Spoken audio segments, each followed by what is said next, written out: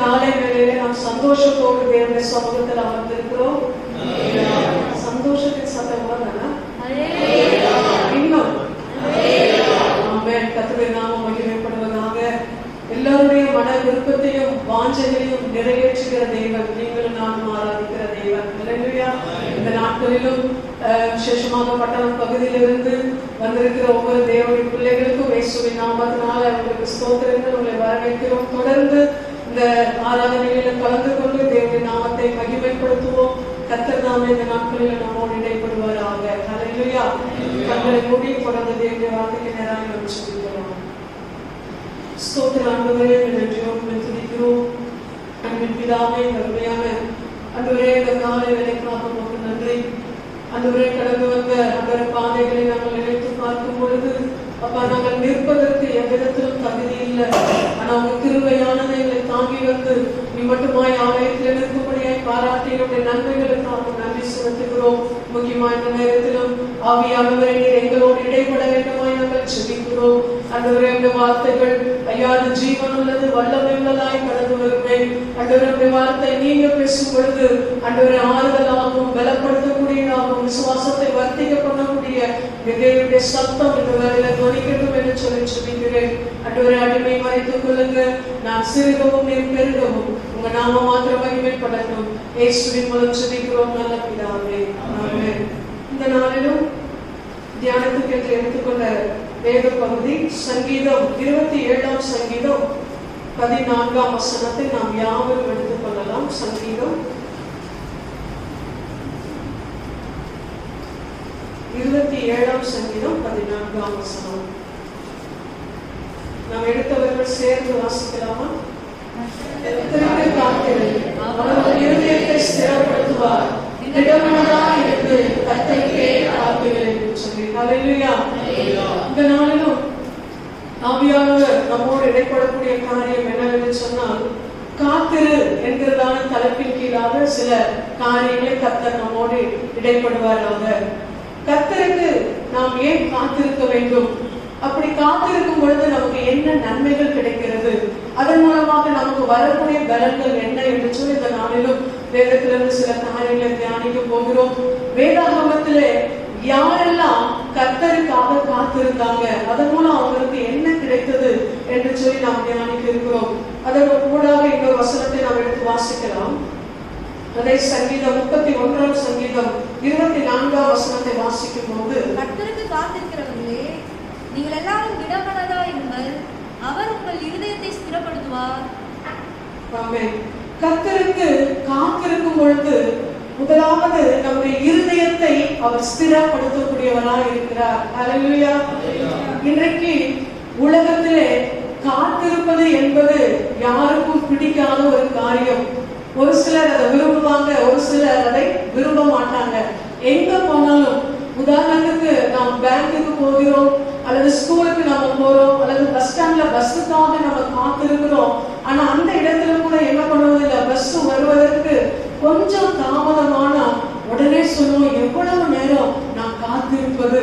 அல்லது தேவனுடைய சமூகத்திலே இன்றைக்கு பல காரியங்களுக்காக நாம் ஜெபித்துக் கொண்டிருந்தாலும், ஆண்டவரே, நான் இத்தனை ஆண்டு காலமாக நான் ஜெபித்துக் கொண்டிருக்கிறேனே, இன்னும் எத்தனை காலங்கள் நான் காத்திருப்பது என்று சொல்லி அநேகருடைய உள்ளத்துல ஒரு கேள்விக்குறியோடு தான் இந்த இடத்துல நாம் அமர்ந்து இருக்கிறோம்.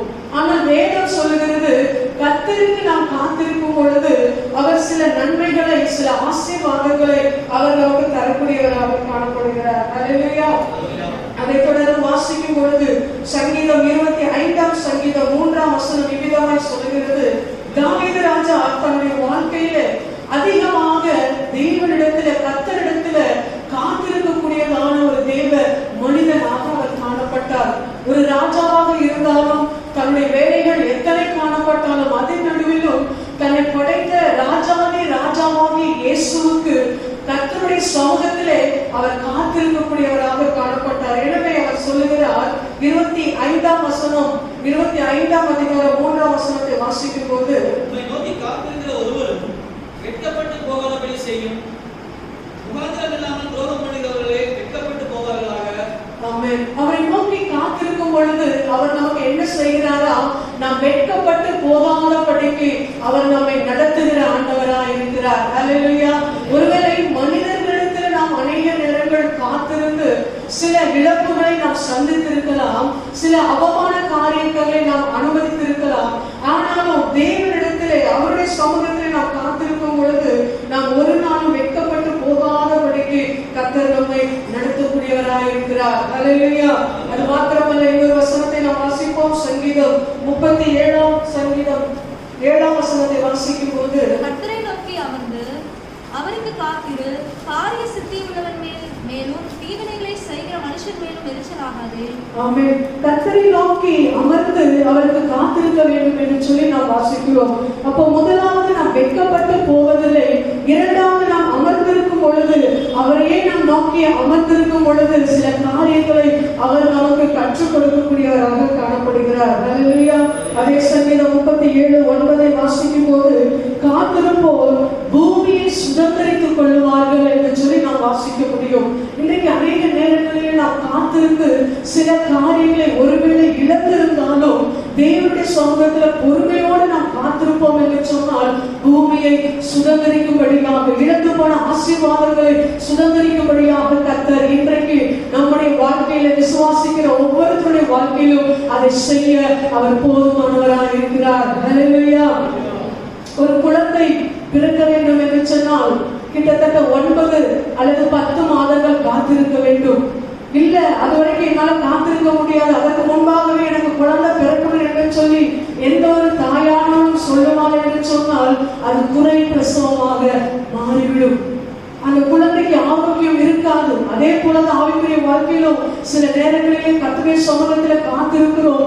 ஆண்டவரே, எனக்கு நான் ஜெபிக்கிறேன், இந்த ஆசீர்வாதம் எனக்கு இன்றைக்கே வேண்டும், அல்லது நாளைக்கு எனக்கு இந்த காரியம் நடந்தே ஆகணும் என்று சொல்லி நாம் கேட்கும் பொழுது அதுல முழுமையான ஒரு ஆசீர்வாதத்தை நாம் பெற்றுக்கொள்ள முடியாது. ஹல்லேலூயா. கர்த்தருடைய பிள்ளைகளை இன்றைக்கு காத்திருக்கிறேன்னா அவசரத்தோடு அல்ல, அல்லது எனக்கு இப்பொழுதே வேண்டும் என்று சொல்லி அந்த காரியத்தில் பிடிவாதமாக நின்று வாங்குகிறதான காரியம் அல்ல. பொறுமையோடு நாம் தேவனுடைய சமூகத்தில் நாம் காத்திருக்க வேண்டும். அந்த குழந்தையானது 9 அல்லது 10 மாதங்கள் அந்த குழந்தை முழுமையாய் முழு வளர்ச்சி அடைந்து பிறக்கும் பொழுது உண்மையாகவே அதை பார்ப்பதற்கு மிகுந்த ஒரு சந்தோஷமாக காணப்படும். ஹல்லேலூயா. அதே போலதான் இன்றைக்கும் கர்த்தர் நம்மிடத்தில் எதிர்பார்ப்பது, அவருடைய வேலை வருகிற வரைக்கும் நீங்களும் நானும் தேவனுடைய சமூகத்துல காத்திருக்கக்கூடியவர்களாக காணப்பட வேண்டும். நம் தாவீது ராஜா சொல்லும் பொழுது சங்கீதம் 5:3 வசனத்திலே நாம் வாசிக்கும் போது அவர் எப்பொழுது காத்திருந்தார் என்று சொன்னால், கர்த்தாவே, காலையிலே என் சத்தத்தை கேட்டருள்வீர், காலையிலே உமக்கு நேரே வந்து ஆயத்தமாகி காத்திருப்பேன் என்று சொல்லி அவர் தன்னுடைய ராஜ்ய காரியத்திலே அநேக வேலைகள் காணப்பட்டிருந்தாலும் அதிகாலமே எழுப்பி கர்த்தருக்கு காத்திருக்கிற ஒரு அனுபவத்தை அவர் தன்னுடைய வாழ்க்கையில வைத்திருந்தார். ஒரு ராஜாவை பார்ப்பதற்கு அநேகர் காத்திருப்பாங்க, ஒரு முக்கிய அதிகாரிகளை பார்ப்பதற்கு அநேகர் காத்திருப்பாங்க. ஆனாலும் அந்த சூழ்நிலையில் கூட தாவீது ராஜா செய்த காரியம் அதிகாலமே எழுப்பி தன்னுடைய ஆண்டவரை பார்க்க வேண்டும் என்று சொல்லி ஆயத்தமாகி காத்திருந்தாராம். ஹல்லேலூயா. நம் மறைந்த டிஜிஎஸ் அங்கிள் அவருடைய புஸ்தகத்தை நீங்க வாசிப்பீங்க அப்படின்னு சொன்னா அந்த அதிகாலை ஜெபத்தை குறித்து அவர் அதிகமாக அதில் எழுதியிருப்பார். அவர் அதிகாலம் 3 மணிக்கெல்லாம் எழுப்பி ஜெபிக்கக்கூடியதான ஒரு தெய்வ மனிதர், ஒரு அப்போஸ்தலர். அதிகாலம் 3 மணிக்கு எழுப்பி சாதாரணமாக நம்ம படுக்கை விட்டு எழுப்பி பக்கத்துல எதிர்க்குதோ அதை எடுத்து முக்காடு போட்டு ஜெபிக்கிற அனுபவம் அல்ல. அவர் எழுந்து நன்றாக காலை காரியங்கள் எல்லாவற்றையும் முடித்து குளித்து ஆயத்தமாகி போய் தேவனுடைய சமூகத்துல ஜெபிக்கக்கூடியவராக அவர் காணப்பட்டாரும். நாம் ஆலயத்துக்கு வரும் பொழுது எவ்விதமாய் ஆயத்தமாகி நாம் ஜெபிப்போமோ அதே போல அதிகாலை 3 மணிக்கெல்லாம் அவர் ஆயத்தமாகி தேவனுடைய சமூகத்துல ஜெபிக்கக்கூடியவராக அவர் காணப்பட்டார். ஹல்லேலூயா. அதிகாலையில் அவர் ஆயத்தமாகி ஜெபித்ததின் விளைவு இன்றைக்கும் அநேகர் அவர் ஜீவனுள்ள சாட்சிகளாக கர்த்தர் வைத்திருக்கிறார். ஹல்லேலூயா. அவர் மூலம் ரட்சிக்கப்பட்டதான ஜனங்கள், அவர் மூலம் தேவனுடைய சமூகத்துல திரும்பின லட்சக்கணக்கான மக்கள் இன்றைக்கும் கர்த்தருக்கு சாட்சி உள்ளவர்களாக காணப்படுறாங்க. விளைவு என்ன? அவர் கர்த்தருடைய சமூகத்திலே அதிகாலமே ஆயத்தமாகி காத்திருக்கிறதான ஒரு அனுபவம். இன்றைக்கு குளிர் காலங்களிலே அதிகாலமே எழுப்பி நாம் ஜெபிக்கிற அனுபவம் நம்முடைய வாழ்க்கையில காணப்படுகிறதா? கொடுக்கப்பட்ட இந்த லாக்டவுன் நாட்களிலே நாம் எத்தனை பேர் தேவனுடைய சமூகத்தில் அதிகாலமே நாம் எழுப்பி ஜெபித்திருக்கிறோம் அல்லது காத்திருந்ததன் மூலமாக நமக்கு என்ன நன்மை கிடைத்தது என்று சொல்லி இந்த காலைகளில் நாம் சிந்தித்து பார்த்து ஏதோ வார்த்தைகளை நாம் கேட்கிறோம், வாசித்து கடந்து போவதற்கு அல்ல. இந்த கடைசி நாட்களிலும் ஆண்டவரே நான் எதற்காக காத்திருக்கிறேன், யாருக்காக காத்திருக்கிறேன், என் காத்திருந்தல் நம்முடைய பார்வைக்கு எப்படியாய் காணப்படுகிறது என்று சொல்லி நம்மை நாமே சிந்தித்து பார்த்து ஒரு அர்த்தமுள்ள ஒரு ஜெப வாழ்க்கையாய் கர்த்தருடைய சமூகத்தில் காத்திருப்பது ஒரு நாளும் அது வீணாய் போவதே கிடையாது. ஹல்லேலூயா. ஒருவேளை நான் சொல்லலாம், நான் எத்தனையோ காலங்கள் தேவனுடைய சமூகத்தில் காத்துக் கொண்டிருக்கிறேன், ஆனால் இன்னும் என் ஜெபத்திற்கு பதில் வரவே இல்லை என்று சொல்லி தாவீது ராஜா சொல்லும் பொழுது சங்கீதம் 40ஆம் சங்கீதம் 1ஆம் வசனம், கர்த்தருக்காக பொறுமையுடன் காத்திருந்தேன் என்று சொல்லி காத்திருப்பதே கஷ்டம். அதுல பொறுமையா காத்திருக்கணும்னா ரொம்பவே பொறுமை நமக்கு அவசியமாய் காணப்படுகிறது. அவர் சொல்லுகிறார், நான் பொறுமையா காத்திருந்தேன். நான் பொறுமையா காத்திருந்ததுனால எனக்கு என்ன கிடைச்சது? கீழே அந்த வார்த்தைகளை வாசிக்கும் போது அவர் என்னிடமாய் சாய்ந்து என் கூப்பிடுதலை கேட்டார் என்று சொல்லி. ஹல்லேலூயா. இன்றைக்கு நாம் எத்தனை பேர் என் கூப்பிடுதலை கர்த்தர் கேட்டார் என்று சொல்லி நாம் சொல்ல முடியும்? நான் காத்திருந்தேன், ஆனால் அவருடைய காரியம், அவருடைய வாழ்க்கையில் நிறைவேறுகிற அந்த காரியம் முடியும் வரைக்கும் நான் காத்திருக்கிறேனா, என் கூப்பிடுதலை அவர் கேட்கிற வரைக்கும் நான் காத்திருக்கிறேனா என்று சொல்லி இன்றைக்கு நாம் சிந்தித்து பார்ப்போம் என்று சொன்னால் மிகவும் குறைவான ஒரு காரியம். ஜெபிக்கிறோம், 1 மணி நேரம் ஜெபிக்கிறோம், 2 மணி நேரம் ஜெபிக்கிறோம், நான் காத்திருக்கிறேன், உபவாசத்தோடு நான் காத்திருக்கிறேன். ஆனால் என் கூப்பிடுதல் அவருடைய செவிகளிலே ஏறுகிற வரைக்கும், அவர் எனக்கு பதில் தருகிற வரைக்கும் அந்த ஜெபத்தை விட்டு நான் எழுந்து ஆனபடி நாம் காத்திருக்கிறோமா, அல்லது அந்த இடத்தை விட்டு நாம் வெளியே வராதபடிக்கு நாம் காத்திருக்கிறோமா என்று சொல்லி இன்றைக்கு நாம் சிந்தித்து பார்த்து தேவனுடைய சமூகத்துல ஆண்டவரே உங்களுடைய பிரசன்னம் வருகிற வரைக்கும், நீர் என்னோடு பேசுகிற வரைக்கும், நீர் என்னை நடத்துகிற வரைக்கும் நான் சமூகத்திலே காத்திருப்பேன் என்று சொல்லி ஒரு தீர்மானத்தோடு இந்த நாட்களிலே நாம் கடந்து செல்லுவோம். வேதாகமத்திலே அநேகர் காத்திருந்தாங்க, ஆனால் ஒரு 2 நபர்களை குறித்து நாம் வாசிக்க போகிறோம். காத்திருப்பதனால் நமக்கு என்ன கிடைக்கும்? ஏசாயா தீர்க்கதரிசன புஸ்தகம் 64ஆம் அதிகாரம் 4ஆம் வசனத்தை நாம் வாசிக்கும் போது, தேவனே உமக்கு காத்திருக்கிறவர்களுக்கு நீர் செய்பவைகளை நீரே அல்லாமல் உலக தோற்றம் முதற்கொண்டு ஒருவரும் கேட்டதும் இல்லை, செவியால் உணர்ந்ததும் இல்லை, அவைகளை கண்டதும் இல்லை. அவருக்கு நாம் காத்திருக்கும் பொழுது அவரை நம்பின பிள்ளைகளுக்கு அவர் ஆயத்தம் பண்ணி வைத்த நன்மைகளை என்ன செய்யவில்லையா, யாரும் அதை பார்க்கவில்லை, செவியால் உணரவும் இல்லை என்று சொல்லி நாம் வாசிக்கிறோம். அருமையான கர்த்தருடைய பிள்ளைகளை நாம் காத்திருக்க ஒவ்வொரு நாளும் அவர் நமக்கு புதிய ஆசீர்வாதங்களும் புதிய வழிகளையும் அவர் நமக்கு திறந்துவிட அவர் போதுமானவராய் காணப்படுகிறார். ஹல்லேலூயா. அதே ஏசாயா தீர்க்கதரிசன புஸ்தகம் 40ஆம் அதிகாரம் 31ஆம் வசனம் வாசிக்கும் போது, கர்த்தருக்கு காத்திருக்கிறவர்களோ புது பலன் அடைந்து என்று சொல்லி நாம் வாசிக்கிறோம். அப்போ காத்திருக்கும் பொழுது நமக்கு என்ன கிடைக்கிறது? ஒரு புதிய பலனை கர்த்தர் நமக்கு கொடுக்கக்கூடியவராக இருக்கிறார். அதுவும் எப்படிப்பட்ட பலனா, கழுகுகளை போல செட்டைகளை அடைத்து உயரே எழும்புகிறதான ஒரு அனுபவம். ஒருவேளை நாம் சோர்ந்து போய் ஒருவேளை கீழாக நாம் இருக்கிற ஒரு அனுபவம் காணப்படலாம், ஆனால் அவருக்கு நாம் காத்திருப்போம் என்று சொன்னால் நாம் முதலாவது வெட்கப்படுவதில்லை. அவர் நமக்கு நன்மைகளை தருகிறார், அடுத்ததாக அவர் நமக்கு ஒரு புது பலனையும் அவர் தரக்கூடியவராய் காணப்படுகிறார். ஹல்லேலூயா. ஒருவேளை இந்த நாட்களிலே எனக்கு ஜெபிப்பதற்கு பலன் இல்லை, அல்லது சரீரம் மிகுந்த ஒரு வியாதியோடு காணப்படுகிறது, வெளியே சொன்னால் எனக்கு பிரச்சனை, சொல்லாவிட்டாலும் பிரச்சனை என்று சொல்லி ஒருவேளை நாம் சிந்தித்துக் கொண்டிருக்கிறோமா? அருமையான கர்த்தருடைய பிள்ளைகளே, தேவனுடைய சமூகத்தில் நாம் அமர்ந்து நாம் காத்திருக்கும் பொழுது அந்த எல்லா பலவீனங்களையும் மாற்றி அவர் புதிய பலனை அவர் நமக்கு இன்றைக்கு தர போதுமானவராக இருக்கிறார். ஹல்லேலூயா, ஹல்லேலூயா. அடுத்ததாக வாசிக்கும் பொழுது யோவான் எழுதின சுவிசேஷம் 5ஆம் அதிகாரம் 3ஆம் வசனத்தை நாம் வாசிக்கும் பொழுது, இங்கு ஒருவர் காத்திருக்கிறார், அவருக்கு என்ன அற்புதம் நடந்தது என்று சொல்லி வாசிப்போம் என்று சொன்னால், அவைகளிலே குருடர், சப்பானிகள், சூமின உருப்புடையவர்கள் முதலான வியாதிகாரர் அநேகர் படுத்திருந்து தண்ணீர் எப்பொழுது கலங்கும் என்று காத்து கொண்டிருப்பார்கள். தண்ணீர் எப்பொழுது கலங்கும் என்று சொல்லி காத்திருந்தார்கள். கிட்டத்தட்ட 30 38 வருஷம் வியாதி நிறைந்ததான ஒரு மனிதர். அப்படிப்பட்ட அந்த மனிதர் அங்கே எப்பொழுது இந்த தண்ணீர் கலங்கும் என்று சொல்லி காத்திருக்கிறதான ஒரு அனுபவம். பாருங்க, அந்த நாட்களில் இயேசு கிறிஸ்து அங்கு வருகிறார். அவர் கேட்கிறார் 6ஆம் வசனத்துல, நீ சொஸ்தமாக வேண்டும் என்று விரும்புகிறாயா? காத்திருக்கிறார். எத்தனை ஆண்டுகள்? 38 ஆண்டுகள். இன்றைக்கு நாம் சொல்ல முடியுமா, நான் ஜெபித்துக் கொண்டிருக்கிறேன் 38 ஆண்டுகள் நான் காத்துக் கொண்டிருக்கிறேன், அல்லது 20 ஆண்டுகள் நான் காத்துக் கொண்டிருக்கிறேன், அல்லது 1 ஆண்டு அல்லது 2 ஆண்டுகள் நான் காத்துக் கொண்டிருக்கிறேன், அவர் எனக்கு அற்புதம் செய்கிற வரைக்கும் நான் காத்துக் கொண்டு இருப்பேன் என்று சொல்லி நம்ம எத்தனை பேர் நாம் தைரியமாய் தேவனுடைய சமூகத்துல சொல்ல முடியும்? அல்லேலூயா. 38 வருஷமானது அவர் தன்னுடைய வியாதியிலிருந்து மாறுவதற்கு, சரீர சுகம் பெறுவதற்கு. ஆனாலும் பொறுமையோடு அவர் காத்திருந்தார். முடிவு என்ன?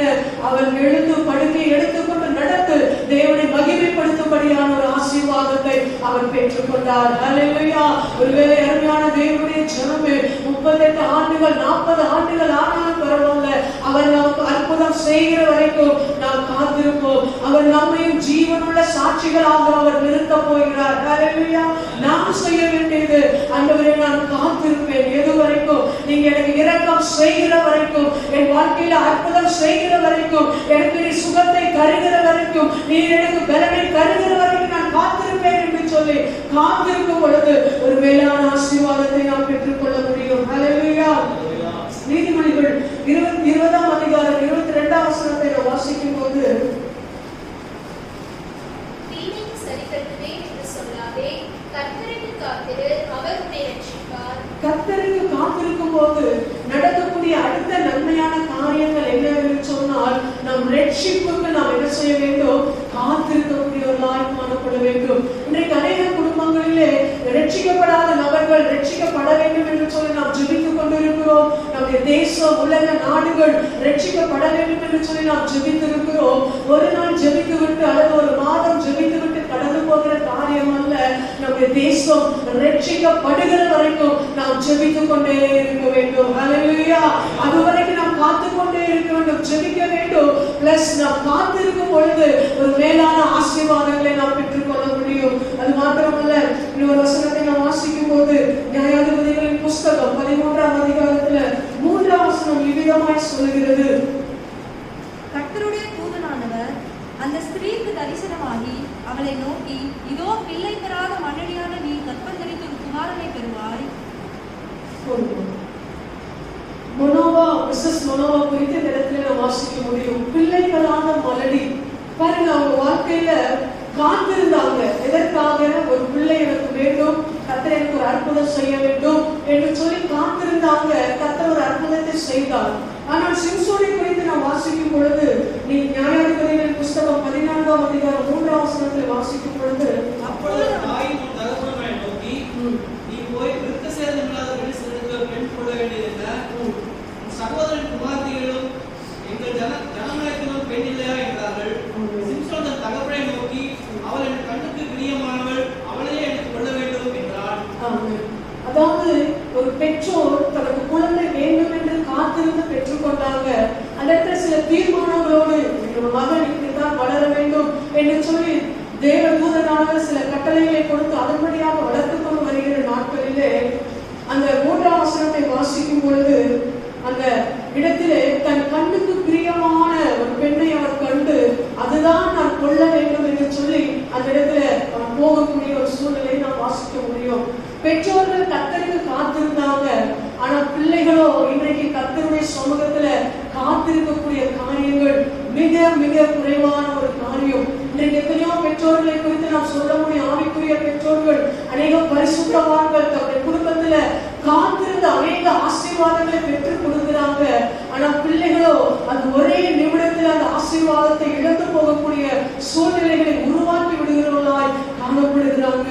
இன்றைக்கு அநேக வாலிப நாட்களிலே இதுதான் எனக்கு பிரியம், எனக்கு இதுதான் வேண்டும் என்று சொல்லி, இதுதான் எனக்கு என்று சொல்லி போகக்கூடிய அநேக காரியங்களை நாம் பார்க்க முடியும், நாம் அறிந்திருக்கிறோம்.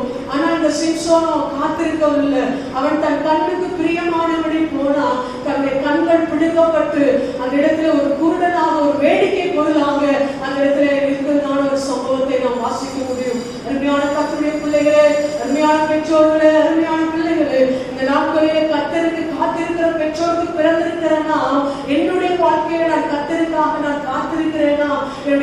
விஷயத்துல நான் கர்த்தருக்காய் காத்திருக்கிறேனா, என் படிப்பின் காரியத்துல நான் கர்த்தருக்காய் காத்திருக்கிறேனா, என் திருமண காரியத்துல நான் கர்த்தருக்காய் காத்திருக்கிறேனா, என் ஊழிய பாதையில கர்த்தருக்கு அழைப்பு கொடுக்கிற வரைக்கும், என்னை நடத்துகிற வரைக்கும் அதற்காக நான் காத்திருக்கிறேனா, என் வியாபாரத்தில் அவர் இந்த காரியத்தை சொல்லுகிற வரைக்கும் நான் காத்திருக்கிறோமா என்று சொல்லி சிந்தித்து பார்த்து இந்த நாட்களில் நாம் பொறுமையோடு காத்திருப்போம் என்று சொன்னால் மேலான ஒரு ஆசீர்வாதங்களை நாம் பெற்றுக்கொள்ள முடியும். ஹல்லேலூயா. ஆனால் இன்றைக்கு காத்திருப்பது மிக மிக குறைவு. பெற்றோர்களுடைய அந்த பொறுமை இன்றைக்கு வரக்கூடிய சந்ததிகளிடத்தில் மிகவும் குறைவு. அது நிமித்தம் நல்ல சாட்சி நிறைந்த ஜீவியங்களை கெடுத்துக் கொண்டு போகக்கூடியதான நிலைமைகள், அபிஷேகத்தை இழந்துவிடக்கூடியதான சூழ்நிலை. அது மாத்திரமல்ல, தன்னுடைய ஆத்மாவும் பின்வாங்கி போனதான ஒரு சூழ்நிலைக்கு நேராக தள்ளப்படுகிற நிலைமை. அப்படி அல்ல, தேவனுடைய பிரசன்னம் வருகிற வரைக்கும் நாம் காத்திருக்க வேண்டும். அடுத்தது நான் என்ன செய்ய வேண்டும் ஆண்டவரே, நான் படிக்க முடிக்கிறேன் என்று சொன்னால் இந்த வேலைக்கு நான் போகலாமா போகக்கூடாதா, காத்திருக்கிற ஒரு அனுபவம். மோசே மலையின் மேல் அவர் காத்திருக்கிறார். 6 நாட்கள் 7 நாட்களாக அந்த இடத்துல எந்த ஒரு அசைவாடுதலும், எந்த ஒரு தேவனுடைய பிரசன்னமும் கர்த்தருடைய சத்தமும் கேட்கப்பட முடியல. உடனே அவர் இறங்கி வரல. ஆண்டவரே கிட்ட பேசலையே என்று சொல்லி அவர் இறங்கி வரல. தேவனுடைய சத்தம் கேட்கிற வரைக்கும் அவர் காத்திருந்தார். ஒரு இஸ்ரவேல ஜனங்களை நடத்தக்கூடிய ஒரு இரட்சகனாக கர்த்தர் மோசேயை அந்த இடத்தில் எழுப்பினார். அநேக அற்புத அடையாளங்களை மோசே மூலமாக கர்த்தர் செய்தார். எதற்காக? அந்த ஜனங்கள் இன்னும் தேவனுடைய சமூகத்தில் நெருங்கி வர வேண்டும், அந்த வாக்குத்தத்தம் கொடுக்கப்பட்டதான அந்த கானான் தேசத்தை சுதந்திரிக்க வேண்டும் என்று சொல்லி அவர் வழிநடத்தி சென்றார். ஆனால் அவர் காத்திருந்த அந்த அனுபவங்களை நாம் பார்க்கும் பொழுது இன்றைக்கு நம்முடைய வாழ்க்கையில காத்திருக்கிறோமா? தேவனுடைய சமூகத்தில் காத்திருக்கிறோமா? குடும்பங்களில சில காரியங்களுக்காக காத்திருக்கிறோமா? ஆசீர்வாதத்துக்காக நாம் காத்திருக்கிறோமா? அநேக மனிதர்களுக்கு முன்பாக, அநேக அதிகாரிகளுக்கு முன்பாக காத்திருக்கிறனா, இன்றைக்கு உங்களையும் என்னையும் படைத்த கர்த்தருக்கு முன்பாக நாம் காத்திருக்கிறோமா? அன்மையான தேவன் சொல்வேன், அவருக்காக காத்திருந்த ஒருவரும் ஒரு நாளும் வெட்கப்பட்டு போனதே கிடையாது. ஹல்லேலூயா. ஒருவேளை காத்திருந்து நான் சோர்ந்து போய்விட்டேன் என்று சொல்லுகிறீர்களா?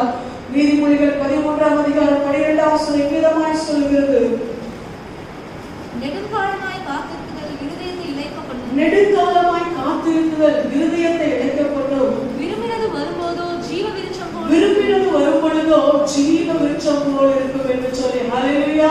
நீங்கள் விரும்பினது வரும், ஆனால் வரும்பொழுது எப்படி காணப்படுமா? ஒரு ஜீவ விருட்சத்தை போல, ஒரு பெரிய ஒரு ஆசீர்வாதத்தை போல கர்த்தர் உங்களுக்கு தர போகிறார். ஹல்லேலூயா. விசுவாசிக்கிறவர் ஒரு ஹல்லேலூயா சொல்லலாமா? நான் கர்த்தருக்காக நான் காத்திருப்பேன் என்று சொல்லுகிறவர் ஹல்லேலூயா சொல்லலாமா? ஆமென். ஹல்லேலூயா. அருமையான கர்த்தருடைய பிள்ளைகளே, இது நம்ம உலக பிரகாரமான ஒரு காத்திருக்கிறது. இதை விட மேலான ஒரு காத்திருக்கிற அனுபவம் எது என்று சொன்னால் 2 பேதுரு 3ஆம் அதிகாரம் 12ஆம் வசனத்தை நாம் வாசிக்கும் போது,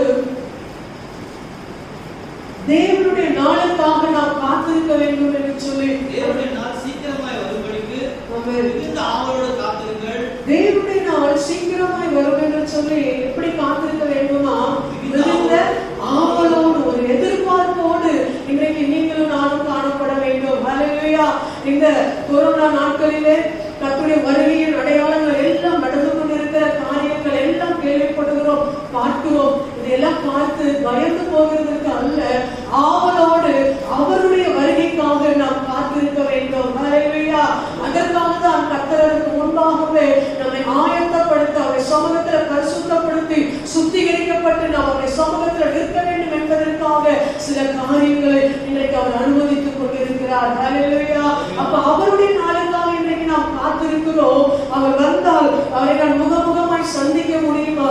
அல்லது அவருடைய வருகையிலே நாம் எடுத்துக்கொள்ளப்பட முடியுமா? அவருடைய வருகையின் நாளிலே, அந்த நியாயத்திற்கு நாளிலே நான் தலை குனிந்து அல்ல, தலை நிமிர்ந்து நின்று, ஆண்டவரே நீர் எனக்கு கொடுத்த ஊழிய பொறுப்பிலே, ஆண்டவரே எனக்கு கொடுத்த எல்லா காரியத்திலும் நான் சரியாக இருந்தேன், ஆண்டவரே நீர் காத்திருந்த அந்த நாட்களிலே எனக்கு கொடுக்கப்பட்ட எல்லா காரியங்களையும் நான் சரியாய் செய்து முடித்தேன் என்று சொல்லி அவரிடத்தில் நாம் கணக்குகளை ஒப்புவிக்க வேண்டும். ஹல்லேலூயா.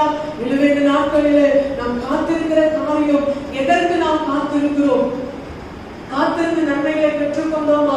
ஒருவேளை தோல்வியில போய் முடிந்திருந்தாலோ, ஆண்டவரே ஒருவேளை என்னுடைய மாம்சத்தின்படி அல்லது சுயத்தின்படி இந்த காரியத்துல ஆண்டவரே நான் இப்படி போய்விட்டேன், ஆனாலும் இந்த சமூகத்தில் நான் காத்திருக்கிறேன் என்று சொல்லும் பொழுது அவர் இறங்கி நமக்கு ஆசீர்வாதத்தை தரக்கூடியவராய் இருக்கிறார். யூதாவின் புஸ்தகம் 21ஆம் வசனத்தை நாம் வாசிக்கும் பொழுது தேவனுடைய அன்பிலே உங்களை காத்துக்கொண்டு நித்திய ஜீவனுக்கு ஏதுவாக நம்முடைய கர்த்தராகிய இயேசு கிறிஸ்துவின் இரக்கத்தை பெற காத்திருங்கள். அவருடைய இரக்கத்தை பெறுவதற்கு நாம் காத்திருக்க வேண்டுமா? ஹல்லேலூயா. நித்திய கிருபையுடன் உனக்கு இறங்குவேன் என்று சொல்லி கர்த்தர் இந்த ஆண்டிலே நமக்கு வாக்குத்தத்தத்தை கொடுத்தார். ஹல்லேலூயா. அதே போலதான் அவர் கிருபை, நித்திய கிருபை இருந்தபடினால்தான் இன்றைக்கு நீங்களும் நானும் ஜீவனோடு இந்த இடத்துல நின்று ஆராதிக்கும்படியாக கர்த்தர் கிருபை செய்திருக்கிறார். அப்ப அந்த கிருபை நமக்கு இன்னும் வேணும், இன்னும் நான் பாதுகாக்கப்பட வேண்டும், இன்னும் நான் ஆவிக்குள் ஆக வேண்டும், இன்னும் கர்த்தருடைய வழியிலே நான் நடக்க வேண்டும் என்று சொன்னால் காத்திருந்து அந்த கிருபைகளை இன்னும் அதிகமாய் நாம் பெற்றுக்கொள்ள வேண்டும். ஹல்லேலூயா. உண்மையான தேவ ஜனமே, இன்றைக்கு நம்முடைய காத்திருப்பு எதற்காக காணப்படுகிறது? யாருக்காக காத்திருக்கிறோம்? எனவே நாம் சிந்தித்து பார்த்து, ஆண்டவரே நான் உமக்காக பொறுமையோடு நான் காத்திருப்பேன், உம்முடைய சித்தம் என் வாழ்க்கையில நிறைவேறுகிற வரைக்கும் நான் காத்திருப்பேன் என்று சொல்லி நம்மை தாழ்த்தி தேவனுடைய சமூகத்துல நாம் ஒப்பு கொடுக்கும் பொழுது அவர் நம்முடைய வாழ்க்கையில பெரிய காரியங்களை அவர் செய்ய போகிறார். ஹல்லேலூயா. ஹல்லேலூயா. ஒரு ஊழியக்கார பெண்மணி ஒருத்தர் இருந்தாங்க. அவங்களுடைய வாழ்க்கையில திருமணமாகி கொஞ்ச நாட்கள் தான் கணவனோடு வாழ்ந்த ஒரு நாட்கள். கணவன் பிரிந்து போன ஒரு சூழ்நிலை.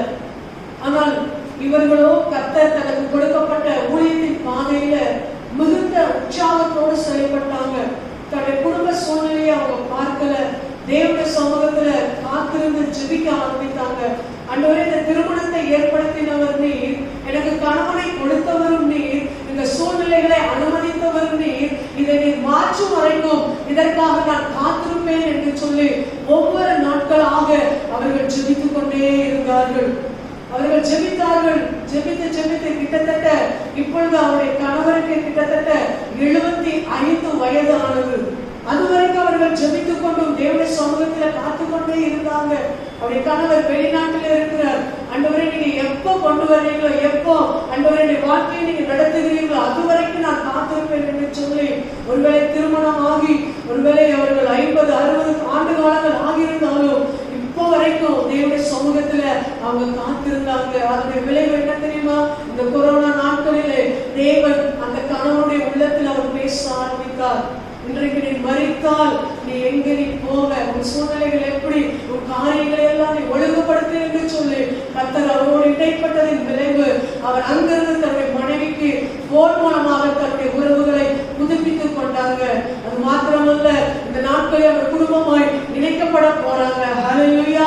அருமையான கர்த்தருடைய பிள்ளைகளே, அவரை அறிந்திருக்கிற நாம், அவரிடத்தில் அன்பு கூறுகிற நமக்கு சகலமும் நன்மைக்கு ஏதுவாகவே தான் நடக்கும். ஆனாலும் நாம் காத்திருக்க வேண்டியது மிக மிக ஒரு முக்கியமான ஒரு காரியம். ஹல்லேலூயா.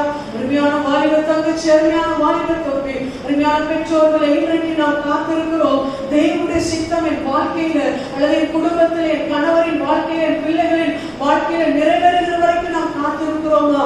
அல்லது திடீரென்று முடிவை எடுத்து அதற்குள்ளாக நாம் போய் பல இழப்புகளையும் பல அவமானங்களையும் இன்றைக்கு நாம் சந்தித்துக் கொண்டிருக்கிறோமா?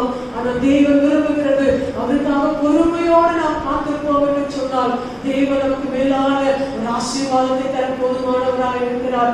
ரட்சிப்புக்கு நாம் காத்திருக்க வேண்டும், கிருபைக்கு நாம் காத்திருக்க வேண்டும். அவர் நமக்கு தரேன் என்று சொல்லி வாக்கு கொடுத்த ஒவ்வொரு காரியங்களுக்காக காத்திருக்கும் பொழுது இந்த நாட்களில் மேலான ஒரு ஆசீர்வாதத்தை நாம் பெற்றுக்கொள்ள முடியும். ஹல்லேலூயா. எனவே இந்த காலைகளில் நாம் யாவரும் இருக்கிற இடங்களில் எழுப்பி நின்று இந்த வார்த்தைகளுக்கு நேராக நம்மை ஒப்பு கொடுத்து, ஆண்டவரே அப்பா, கர்த்தருக்கு காத்திருக்கும் பொழுது அவர் என்னுடைய வாழ்க்கையில என்னவெல்லாம் செய்கிறார் என்று சொல்லி ஒரு சில காரியங்களை நாம் தியானித்தோம். ஒரு பயிரிடுகிற ஒரு விவசாயி மழை வர வேண்டும் என்று சொல்லி காத்திருந்து